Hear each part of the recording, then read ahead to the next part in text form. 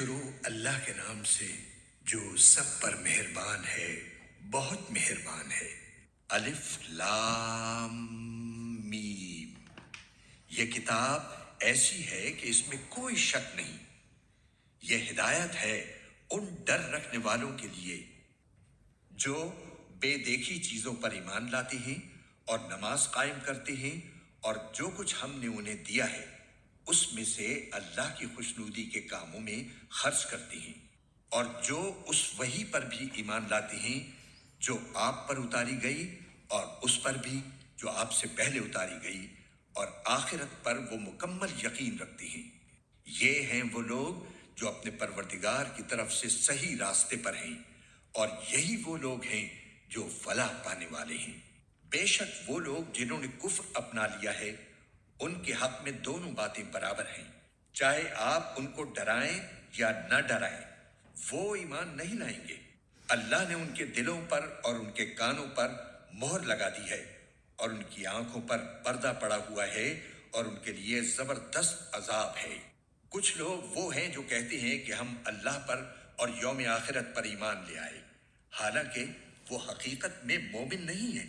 وہ اللہ کو اور ان لوگوں کو جو واقعی ایمان لا چکے ہیں دھوکہ دیتے ہیں، اور حقیقت تو یہ ہے کہ وہ اپنے سوا کسی اور کو دھوکہ نہیں دے رہے، لیکن انہیں اس بات کا احساس نہیں ہے۔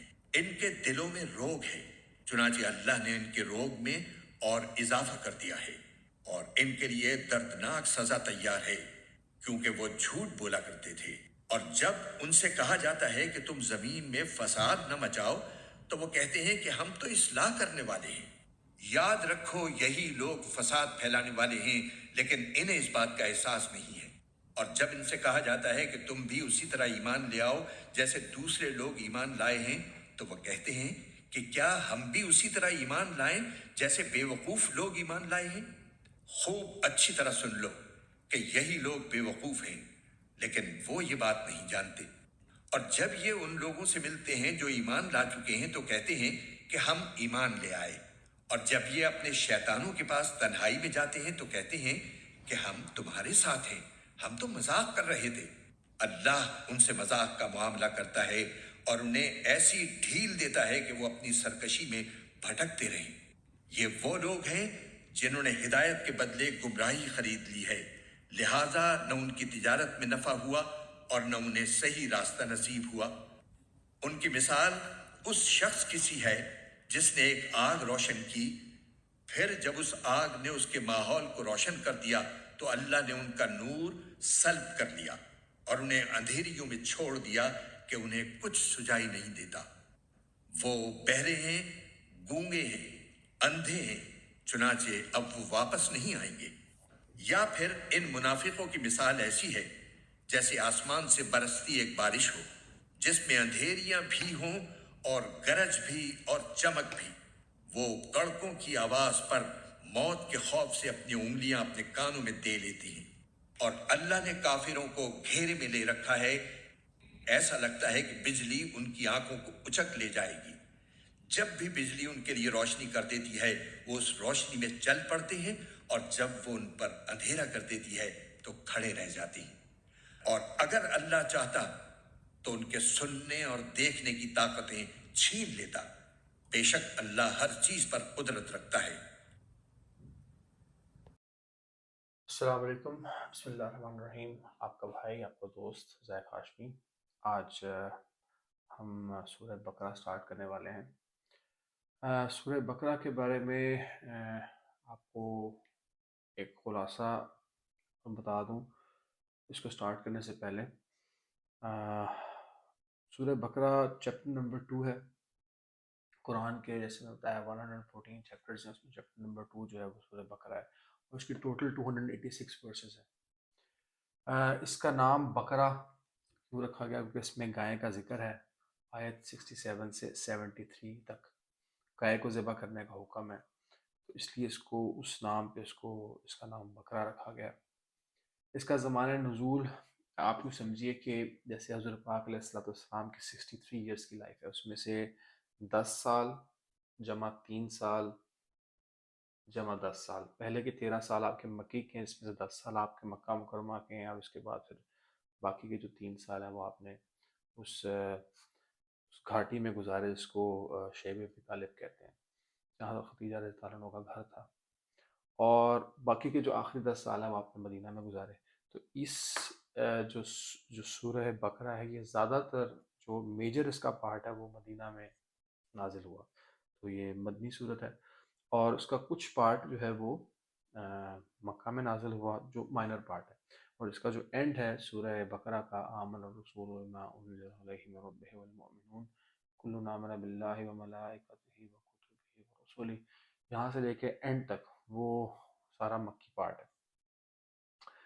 یہ اس کے زمانہ نزول کے حوالے سے بات ہو گئی مختصر۔ اس کے مضمون کا خلاصہ، سورہ بقرہ میں یہ جو 286 ورسز یعنی نشانیاں یعنی آیات، یہ جو سورت کے اندر 286 ورسز ہے، اس میں اللہ تعالیٰ نے 14 ٹاپکس کو کور کیا ہے، اور وہ کون کون سے ہیں میں آپ کو بتا دیتا ہوں۔ توحید، اللہ کی وحدانیت کا ذکر ہے، رسالت، آخرت، مومن، کافر، منافق، یہ 3 طرح کی کیٹیگریز بن گئیں بیسڈ آن توحید، رسالت اور آخرت، ان کا ذکر ہے۔ پھر آدم علیہ السلام کی تخلیق کا واقعہ ہے، اس کے بعد حضرت ابراہیم علیہ السلام کا تذکرہ۔ حضرت ابراہیم علیہ السلام ایک پیشوا مانے جاتے تھے۔ حضرت ابراہیم علیہ السلام، اگر آپ ٹری دیکھو، فیملی ٹری، میں اس کو پوسٹ کر دوں گا ویڈیو میں، اس میں آپ دیکھو کہ ابراہیم علیہ السلام کی اولاد اسماعیل علیہ السلام اور اسحاق علیہ السلام، جو اسماعیل علیہ السلام ہے اس کو بنی اسماعیل کہتے ہیں، اور جو اسحاق علیہ السلام سے آگے آل ہے ان کو بنی اسرائیل کہتے ہیں۔ اور جو بنی اسرائیل ہیں اس میں یہودی اور عیسائی رسول آئے، اور جو بنی اسماعیل ہے اس میں حضور پاک علیہ السلام تشریف لائے۔ تو حضرت ابراہیم علیہ السلام کا ایک بڑا سٹیچر ہے، یہ آدم علیہ السلام کے بعد شیس علیہ السلام، پھر ادریس علیہ السلام، پھر نوح علیہ السلام، اور پھر آدم علیہ السلام۔ He was the fourth prophet in the tree from آدم علیہ السلام onwards۔ تو ان کو بڑا ویلیو کیا جاتا تھا۔ کفار جو بدھسٹ تھے، جو بدھ مت تھے ان میں بھی، اور جو یعنی مشرک تھے، اور پھر عیسائی بھی، اور جنہوں نصرانی آپ کہیں گے، اور دوسرا یہودی بھی، تو یہ ان کا ذکر بھی ہے۔ اس کے علاوہ بیت اللہ کی تعمیر کا ذکر ہے، تحویل قبلہ کا ذکر ہے، کہ اسے کیسے بیت المقدس سے حضور پاک علیہ السلام کی خواہش کے اوپر اس کو جو ہے وہ قبلہ کو کنورٹ کیا گیا ٹورڈز کعبہ۔ اور اس سے یہ ایک سمبولک چیز تھی، وہ ہم آگے جا کے میں آپ کو بتاؤں گا جب اس کا وقت آئے گا، کہ یہ اسلام جو ہے یہ اللہ تبارک و تعالیٰ کا دین ہے، اور سارے دین جو ہیں، چاہے وہ یہودیت ہو، عیسائیت ہو، یہ سب بیسکلی اسلام ہی ہے۔ یہ لوگوں نے آ کر ان کو چینج کر دیا ہے، اور ان کی روح کو ختم کر دیا، اور اس میں انحراف کر دیا، چینجز لے کر آئے ہیں، جس کی وجہ سے وہ اب ایک ڈفرینٹ سے دین بن گیا، اور اس میں شرک جو ہے وہ اس نے شرکیہ باتوں کو اور عقیدوں کی وجہ سے وہ امپیور ہو چکا ہے۔ عبادت کا ذکر ہے، عبادات کا، معاشرت کا ذکر ہے، آپ کے خاندانی امور جو ہیں پرسنل لیول پہ اس کا ذکر ہے، اور حکمرانی کے حوالے سے، خلافت کے حوالے سے، جیسے ایک اسلامی ریاست کو چلایا جاتا ہے اس کے کیا قوانین ہیں اس کا ذکر ہے۔ تو یہ 14 موضوعات ہیں جس پر سورہ بقرہ میں اللہ تبارک و تعالیٰ اس کو ٹچ کریں گے، اور I think that's most of it. تو ابھی انشاءاللہ تعالیٰ اس کو سنتے ہیں، اور اس کے بعد ان ساری چیزوں کے پس منظر میں اس کو سمجھنے کی کوشش کرتے ہیں۔ آپ بہت سا خیال رکھیے گا۔ تھینک یو، السلام علیکم۔